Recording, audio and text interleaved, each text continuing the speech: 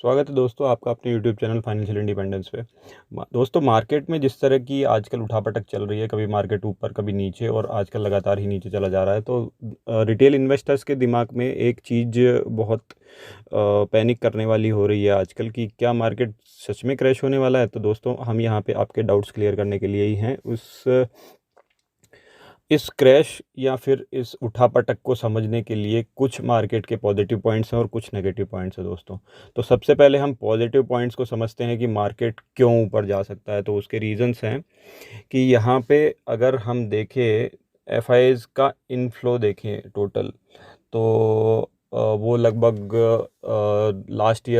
Last एक साल में 2 लाख करोड़ के अप्रॉक्स हुआ है, जिसमें कि अगर एक पैटर्न हम देखते हैं तो निफ्टी जब 12,400 से निफ्टी जब 7,600 तक कुछ गिर गया था कुछ 2-3 महीने में मार्च के बाद में, तो उस केस में एफआईआई का नेट आउटफ्लो 89,000 करोड़ था, जबकि डीआईआईज़ का इनफ्लो 73,500 करोड़ था।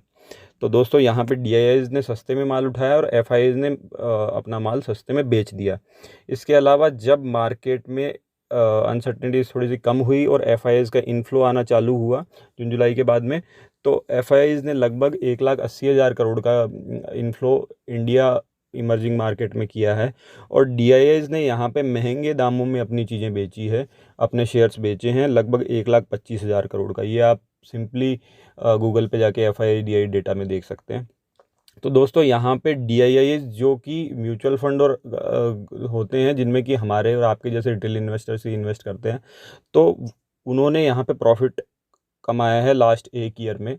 और अगर देखा जाए तो यहाँ पे स्टॉक मार्केट में जनरली लोग जो पैसा लूज़ करते हैं वो 95% के अप्रॉक्स होते हैं, लेकिन यहाँ पे देखा जाए तो डीआईआईज़ ने, जैसे कि हमारे रिटेल इन्वेस्टर ने, सभी ने यहाँ पे प्रॉफिट कमाया। तो क्या ये एफआईआईज़ इतने आर दे फूल्स, वो क्या मार्केट को नहीं समझते हैं जो कि वो इस समय पे मार्केट में इन्वेस्ट कर रहे हैं?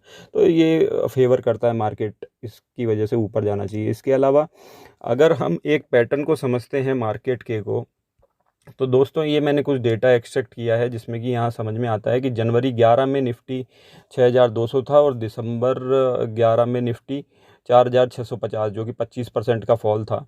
इसके बाद में इसके बाद में 2014 तक निफ्टी कंसोलिडेट करता रहा और फिर मार्च 15 में वो अपनी पीक पकड़ता है 9100 की।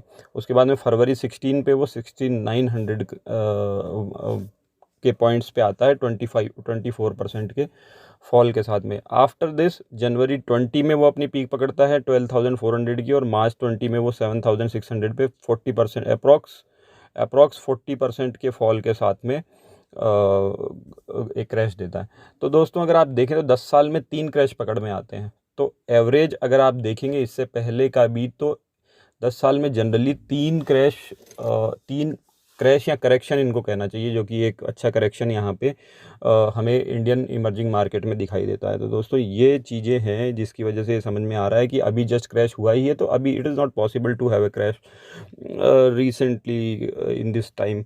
तो अभी यहाँ पे हमें इस कारण की वजह से डरने की ज़रूरत नहीं है। इसके अलावा अगर दोस्तों यहाँ पे नेगेटिव्स की बात की जाए, तो आप अगर देखेंगे तो हमारी जो जीडीपी के डेटा हैं दोस्तों, वो नेगेटिव्स में आ गए थे। -24.4 Q1 का जीडीपी डेटा था और अब Q3 का डेटा जो आ रहा है जीडीपी का वो 0.4% है। तो जीडीपी दोस्तों यहाँ पे वो होती है जो कि देश के लोग यहाँ पे सर्विस या गुड्स को मैन्युफैक्चर करते हैं और उसके एवज में पैसा कमाते हैं, तो that is GDP per capita. तो दोस्तों यहाँ पे जीडीपी बहुत गिर गई है, still Nifty and Sensex is going up.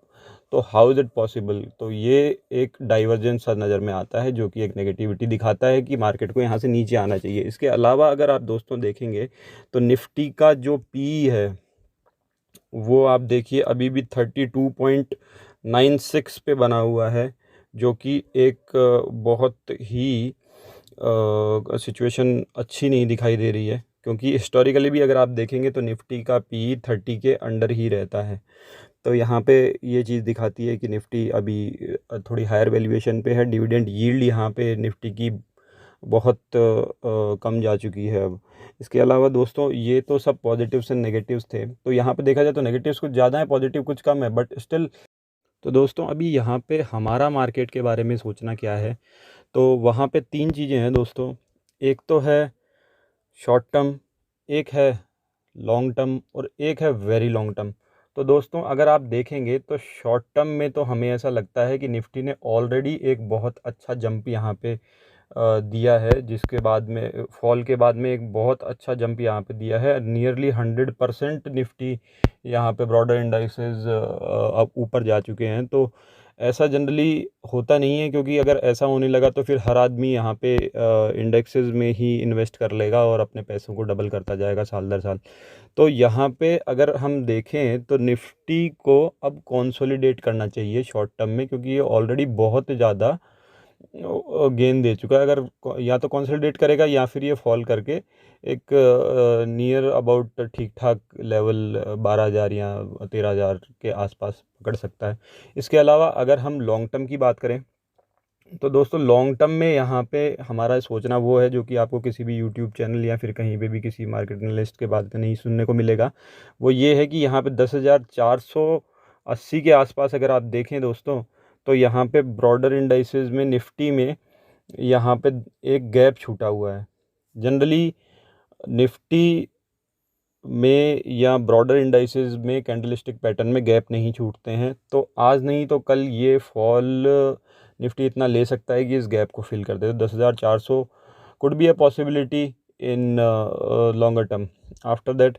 और वेरी लॉन्ग टर्म की क्या प्रेडिक्शन है, तो वेरी लॉन्ग टर्म में तो दोस्तों मार्केट हमेशा जीडीपी पे डिपेंड करता है। जीडीपी वहाँ की पॉपुलेशन पे और उसकी इफ़िशियंसी पे डिपेंड करती है। तो आप वेरी लॉन्ग टर्म का तो इटसेल्फ ही प्रेडिक्ट कर पाएंगे कि भारत की पॉपुलेशन बढ़ने वाली है या नहीं बढ़ने वाली है या कांस्टेंट होगी। अगर यहाँ पे पॉपुलेशन बढ़ेगी, इफ़िशियंसी बढ़ेगी, तो सर्विसेज एंड गुड्स मैन्युफैक्चर का काम बढ़ता ही रहेगा और जिससे जीडीपी इंक्रीज़ करेगी और मार्केट फर्दर ऊपर ही ऊपर निकलता जाएगा। तो दोस्तों इन्वेस्ट करते रहें, बने रहिए चैनल फाइनेंशियल इंडिपेंडेंस के साथ में, जहाँ पे कि आपको हम अच्छे अच्छे स्टॉक्स, अच्छे अच्छे म्यूचुअल फंड्स में इन्वेस्ट करने के तरीके भी बताते रहेंगे।